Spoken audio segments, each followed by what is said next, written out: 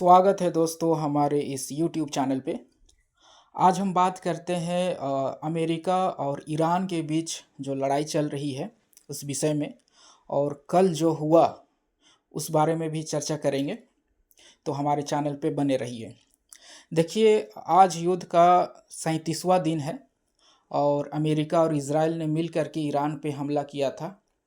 उस दिन से आज ये 37वां दिन है और इसमें ईरान की काबिल तारीफ़ है कि सुपर पावर अमेरिका और इज़राइल जैसे देश को इतना दिन झेल गया और अभी झेल ही रहा है। आगे क्या होगा वो कह नहीं सकते, लेकिन अभी तक रेसिस्ट कर रहा है और कड़ी टक्कर दे रहा है। कल की बात करें तो कल पूरे मीडिया में, वेस्टर्न मीडिया हो चाहे इंडियन मीडिया हो, पूरे वर्ल्ड की मीडिया में अमेरिकन मिलिट्री की बहादुरी का चर्चा गिनाए जा रहे थे कि किस तरह से एक खोया हुआ पायलट का दुश्मन की ज़मीन से निकाल लिया गया, कैसे अमेरिका उसको एक दुश्मन की ज़मीन से उठा लिया अपने पायलट को। तो होता क्या है कि वेस्टर्न मीडिया जैसे न्यूज़ चलाती है, चाहे CNN हो, चाहे आप BBC हो, चाहे फॉक्स न्यूज़ हो, चाहे न्यूयॉर्क टाइम हो, कुछ जो भी वेस्टर्न मीडिया है वो जैसा बताती है वैसे ही पूरी दुनिया उसी को फॉलो करती है। लेकिन बात क्या है, मैं आपको as a geopolitics analyst के नाते मैं आपको समझाता हूँ कि मैटर क्या है।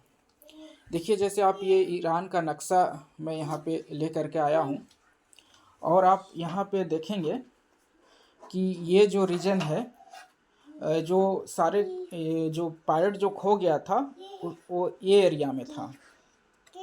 अब जो यहाँ पे देखेंगे यूसुफ और सिराज, इस में जो ईरान ने अमेरिकी जहाज़ को मार के गिराया था, इस एरिया में गिराया था। और जो सारे ऑपरेशन जो चल रहे थे आपका इस्फहान में चल रहा था। तो ये काफ़ी ताजुब की बात है कि यहाँ से इस्फहान की दूरी जो है लगभग 200 से 300 किलोमीटर है, और जब कोई पायलट यहाँ पे गिरेगा तो 200 से 300 किलोमीटर वो चल के कैसे जाएगा, वो भी जख्मी हालत में। तो दरअसल ये जो है दुनिया की आंखों में धूल झोंकने वाला था, और अमेरिका चाह रहा था उसका जो मिशन है कि ईरान के जो इनरिच्ड यूरेनियम है 400 केजी के लगभग है, उसको किस तरह से चुराया जाए, मकसद ये था। और इसलिए वो जो है कम से कम 20 से ज़्यादा अपने प्लेन्स को वहाँ पे उतारा था इस्फहान में। आप देखेंगे कि इस टाइप के प्लेन 130C प्लेन जो है वो उतारा था। ये जो है कार्गो प्लेन है, US आर्मी के कार्गो प्लेन है, जो लॉजिस्टिक जो आर्म्स होते हैं वो सबको ढोने का काम किया जाता है। तो आप बताइए कि एक आदमी को रेस्क्यू करने के लिए इतने बड़े दो प्लेन क्यों लाया जाएगा।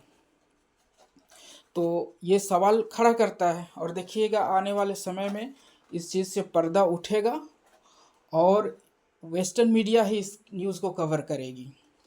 लेकिन हुआ क्या कि उन्होंने जैसे ही अपना जहाज़ों को वहाँ पे उतारा इस्फहान के पास, अमेरिका ने ज़बरदस्त तरीके से कह सकते हैं उनके प्लानिंग को चकनाचूर कर दिया और उनके लगभग सारे प्लेन्स को डिस्ट्रॉय कर दिए, सारे प्लेन्स को।